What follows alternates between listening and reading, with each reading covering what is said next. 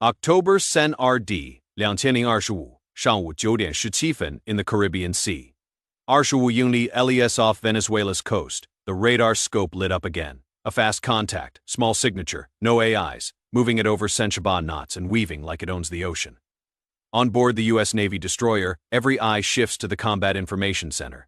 The operator calls it out, voice clipped. No hesitation, bogey detected. CPA under 1 nautical mile. Time to intersect. Tiefenjon Utes. This ain't a fishing boat. Fishing boats don't sprint at highway speed, zigzagging to throw off tracking, and fishing boats don't cut transponders. The bridge crew knows exactly what they're looking at. A Venezuelan smuggling craft. Fiberglass hull, triple outboards, maybe Arshami long. To the untrained eye, it looks like just another go fast. To the Navy, it is a missile without a warhead, fast enough to close distance, reckless enough to cause a collision. First protocol, hail the vessel. English first, then Spanish. Clear, professional. Repeated 3 times over an open channel. Silence. The smuggler holds course. The bearing stays constant. The intercept numbers shrink. At that speed, one wrong maneuver means steel against fiberglass. And of course, steel always wins. But the Navy knows better than to trust luck. Rules of engagement kick in. Log every second. Broadcast warnings show presence.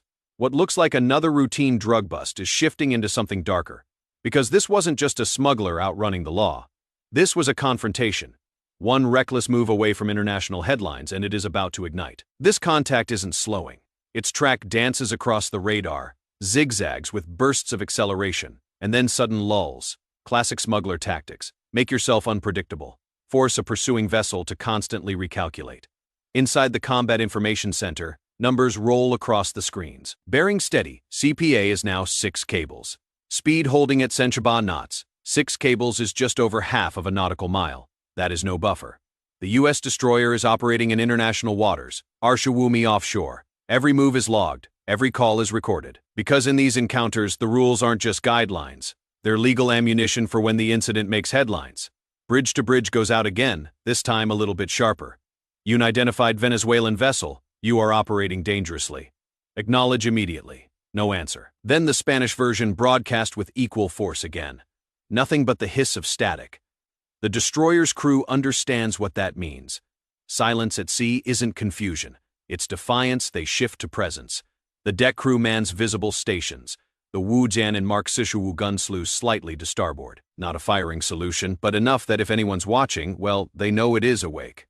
A Navy rib rigid-hulled inflatable boat sits primed on its davit, its coxswain and boarding team strapped in and waiting to go. The smuggler responds by doing the worst thing it could, cutting across the destroyer's projected bow.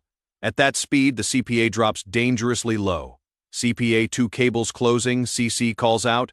2 cables, that is only about Seabay at sea. That is knife fight range. The captain stays calm. Maintain course, log everything. Because if the U.S. ship swerves now, it hands Caracas the story of an American destroyer dodging a Venezuelan boat. That is not happening. Instead, the destroyer escalates.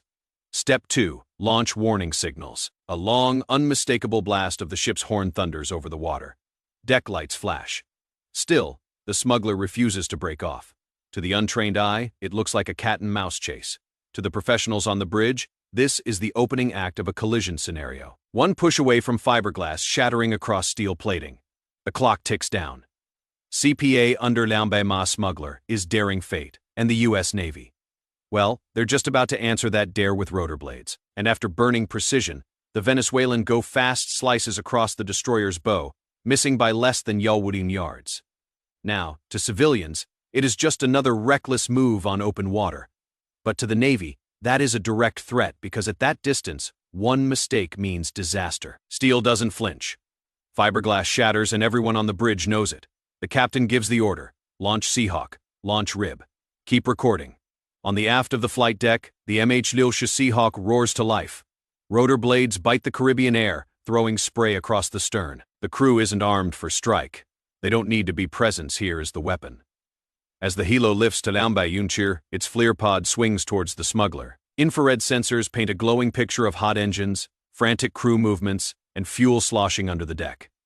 Every time frame is stamped, uplang, then the warning flare. A bright magnesium streak cuts across the sky, arcing directly across the smuggler's path. The message is unmissable. Stop right now. Still, the Ghost pushes the throttle. Its triple outboards scream. Prop wabu wash exploding into white foam. Speed jumps past Seizure knots. They're running, but they're also tempting fate. The Seahawk escalates a green laser pulse twice across the smuggler's cockpit. Non-gen lethal, visible, and designed to blind sensors and force attention. It is not aggression, but it is the final warning. Meanwhile, the destroyer deploys its rib, the rigid hull inflatable boat. The coxswain steers hard, intercept angle. Perfect.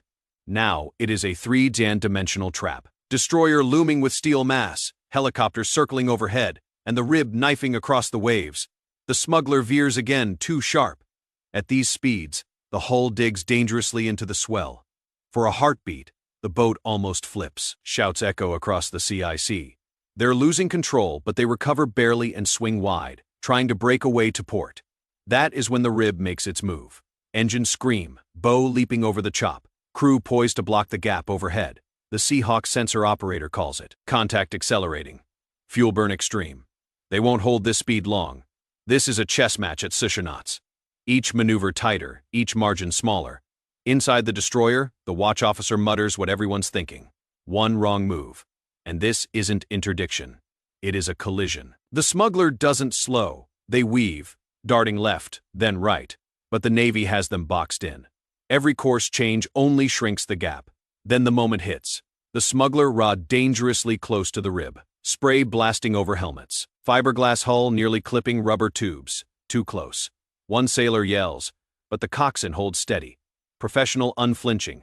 The helicopter banks low. Flare still burning in the sky. The destroyer maintains course, steady and implaceable. The message is clear. You can run all you want. We own this ocean, and for the smugglers, time, speed, and fuel are running out. October Sen RD, Liancening Arshiwu. What began as a reckless chase suddenly crosses into the line of lethal force. From the destroyer CIC, the call is logged. Non-gen compliant vessel. Hostile intent presumed. Row escalation authorized. This ain't theater anymore, my boy. This is the real thing. The Venezuelan Go Fast has ignored every hail, every warning flare, every non-gen lethal deterrent. Worse, it is maneuvering dangerously close to us assets. One near miss already threatened to shred an AVR or HIV. The next one might mean American casualties. And under U.S. rules of engagement, that flips a switch. The order transmits clean, engage to disable. The Seahawk bangs hard, camera fixed on the smuggler's stern. Every frame still OOPL archived. Then, over the destroyer's deck, a thud echoes. The launch of precision fire. Not a warning, not a bluff. A real kinetic strike. The round slams into the Ghost's engines. White spray explodes. Fiberglass shatters. Smoke pours out. At Seizure knots, that kind of hit is not survivable. Seconds later, the vessel's dead in the water. 4 smugglers on board are killed. No survivors visible. The destroyer holds course. No celebration, no chest beating, just silence and recording. Because for the Navy, this isn't about drama. It is about evidence. Within hours, Reuters and the Associated Press report the strike. Washington confirms a Venezuelan smuggling vessel destroyed in international waters. A legitimate interdiction against narcotics trafficking fully within maritime law. In Washington's eyes, October Sen RD wasn't an accident. It was enforcement. A show of law, order, and consequence on the open water. But in Caracas, it was a war whether declared or not. That war is just the beginning. October Sen RD doesn't stand alone. To understand why 4 smugglers are dead in the Caribbean matters, you have to look at the chain of events landing here. Just weeks earlier, September Shiar Th Liancening Arshiwu, U.S. Navy patrol aircraft tracked a flotilla of Venezuelan ghosts south of Puerto Rico. When interdiction teams moved in, the smugglers opened fire. The response was swift. A precision strike left Shi'i dead. Washington classified it as a counter-narcotics operation. Caracas called it murder. The same month, Venezuelan fighter jets, Sufeilim flankers buzzed dangerously low over a U.S. destroyer in the Caribbean. Not a flyby at safe altitude. No, these were combat-loaded aircraft screaming past within Wubayuncher of the mast. To the Navy, that was more than harassment. It was a test. By late September, U.S. satellites picked up a quiet but undeniable shift. Venezuelan troop concentrations along the northern coast. Hardened bunkers, new patrol craft staging, radar units lighting up airspace in ways that they hadn't before. Caracas wasn't just reacting, they were preparing. Then October begins and intelligence circles buzz with another development. Fu Sensuumiao's stealth fighters detected operating near Venezuelan airspace.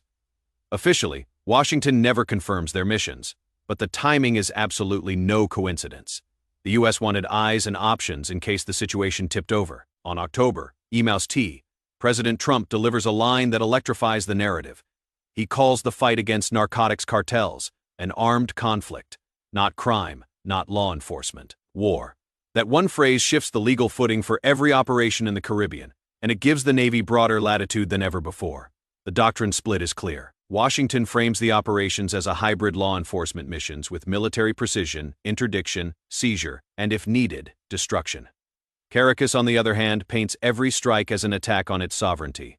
For them, it is not a drug war, it is national defense. And when narratives collide at sea, it is not just about who fires the first shot. It is about who convinces the world that their version is the truth. Look closer. And the October CENTAR-D clash is part of an ongoing pattern. Venezuelan smuggling craft aren't random actors. They're often tied to state-backed networks. U.S. intelligence has tracked financial flows, fuel supplies, and even military-grade navigation gear showing up on these civilian boats. So, when a destroyer disables a Ghost, Washington isn't just stopping drugs, it is targeting infrastructure, choking off a shadow economy that bankrolls Caracas. But there is danger in that strategy. Each vessel destroyed, each life lost hardens Venezuelans' resolve. Each time the Navy enforces maritime law, Caracas calls it war. The line between cartel and state gets blurrier. And in the Caribbean, well, blurred lines can sink ships. By the time the sun sets on October CENTAR-D, the clash is over. What remains isn't just debris floating on the surface, it is a ripple across hemispheres. The Venezuelan smuggling craft lies destroyed, her crew gone. The U.S. destroyer sails on, unshaken, continuing its patrol. No damage to report. No injuries, no hesitation for the Navy. It is just another log entry into the endless grind of maritime enforcement. But the political aftershocks echo louder than the engines. Caracas issues fiery statements denouncing the U.S. for imperialist aggression. State television broadcast images of wreckage painted with the narrative of innocent men gunned down in international waters. Washington pushes back just as forcefully, emphasizing time-stamped evidence, legal standing, and the unbroken chain of compliance. Every radio call unanswered, every warning ignored, every non-Zen lethal measure tried. The kinetic strike wasn't reckless. It was inevitable. Yet, the shadow war isn't about who is right. It is about who can sustain the pressure. And the pressure is mounting. Venezuelan coastal defenses are now on high alert. U.S. destroyers continue patrolling the approaches. Surveillance aircraft crisscross the skies above the Caribbean like vultures circling a storm. The truth, October CENTAR-D wasn't the end of anything. It was just another round in a contest where patience, posture, and power all weigh more than steel and gunpowder. Because at sea, victory isn't always measured by the ships you sink. Sometimes it is measured by the message you send, and the message on October CENTAR-D was crystal clear. Push too close to an American destroyer, and the outcome isn't in doubt. Not for smugglers, not for Caracas, not for anyone. So, what do you think? Should the U.S. Navy double down on striking Venezuelan smuggling boats? Or does every clash risk dragging Washington into a wider war nobody's ready for? Drop your thoughts in the comments because this debate isn't just tactical, it is going global. And hey, thanks for sticking with us through this breakdown of real-world naval encounters. If you got something out of it, hit like and subscribe. It helps us bring more maritime stories straight to your feed. You want to go a step further? Join the fleet. You'll get loyalty badges, priority replies, and you'll be helping us surface even more stories from the world's oceans. Just hit join on our channel page and get right on board. And remember, out here, hesitation sinks faster than ships. I'll see you in the next one.